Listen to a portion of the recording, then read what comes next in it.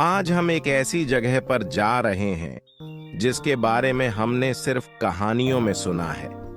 बहुत से लोग तो नहीं जानते कि यह जगह कहाँ है या फिर इसके बारे में कभी सुना ही नहीं है।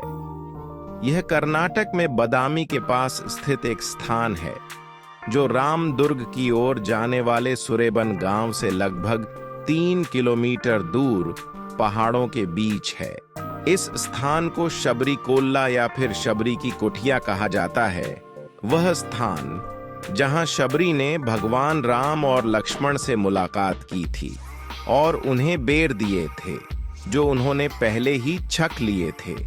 तो अब आपको यह कहानी याद आ गई होगी जो आपने स्कूल में पढ़ी होगी या बचपन में सुनी होगी। आइए मैं आपको इस स्थान और शबरी के बारे में कुछ बताता हूँ। सदियों पहले भारत की भूमि ने कई अलग अलग जनजातियों को आश्रय दिया था। इन जनजातियों की अलग अलग विचारधाराएं, सांस्कृतिक मान्यताएं और देवी देवता थे। शबरी ऐसी ही एक जनजाति से थीं। उन्होंने बहुत कम उम्र में ही धार्मिक ज्ञान प्राप्त करना शुरू कर दिया था। उसके कबीले के पुजारी उसके सवालों का जवाब देने में सक्षम नहीं थे, इसलिए उसने भारत के अन्य क्षेत्रों की खोज शुरू कर दी। एक दिन उसे मातंग नाम के एक महर्षि मिले। मातंग महर्षि में उनकी ज्ञान की प्यास बुझाने में सक्षम थे। उसने उन्हें अपना गुरु मान लिया और उनके आश्रम में रहने लगी। वर्षों बाद जब मातंग मृत्यु शैया पर थे तब उन्हें एक स्वप्न आया। उन्होंने शबरी को आश्रम में रहने के लिए कहा क्योंकि भविष्य में भगवान विष्णु के 7वें अवतार इस स्थान पर आएंगे। उनके अवतार का नाम राम होगा।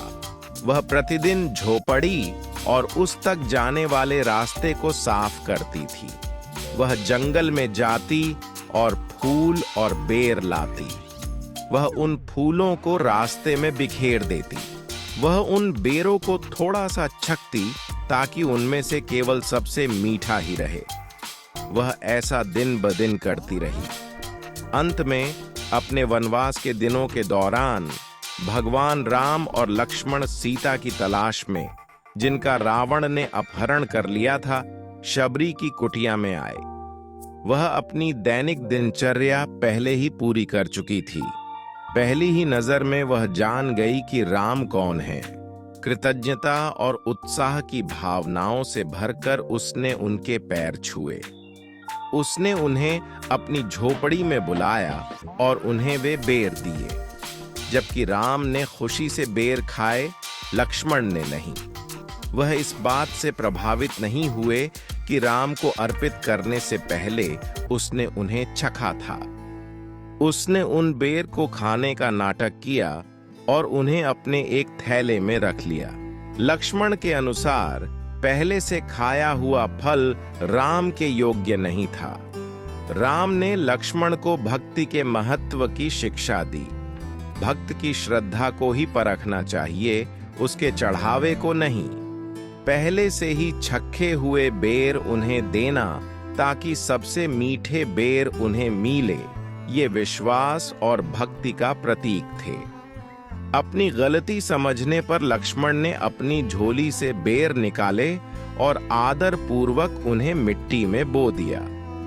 तो कहानी यह है कि ये बिना खाए हुए बेर एक चमत्कारिक जड़ी बूटी संजीवनी में बदल गए और चक्र पूरा करने के लिए बाद में संजीवनी ने लक्ष्मण को मेघनाथ के जहरीले तीरों से ठीक किया। इस स्वीकारोक्ति के माध्यम से राम ने अस्पृश्यता की वर्जना को भी तोड़ दिया। शबरी आदिवासी महिला तथा कथित निचली जाति से थी।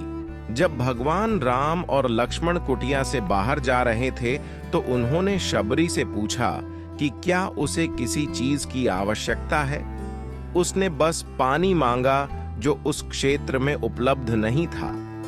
इसलिए उसने अपना धनुष निकाला और तीर पर्वत की ओर चलाया। इससे उसके लिए पानी की एक अमर धारा बन गई। शबरी ने राम को यह भी बताया कि सीता को खोजने के लिए वह सुग्रीव से मदद लें और सुग्रीव को कहां ढूंढें, और राम सीता की खोज में वहां से आगे बढ़ गए। हम आपको एक अन्य वीडियो में किष्किंधा नामक स्थान भी दिखाएंगे जहां राम की सुग्रीव से मुलाकात हुई थी। यह स्थान भी रामायण का एक महत्वपूर्ण हिस्सा है और इसकी स्थिति अच्छी नहीं है। सरकार को इस पर ध्यान देना चाहिए। ऐसी जगह पर जाना जिसके बारे में हमने सिर्फ कहानियों में ही सुना हो, एक दिल छू लेने वाला अनुभव था। लाइक करें, शेयर करें और सब्सक्राइब करें और इस अद्भुत यात्रा में हमारे साथ जुड़े।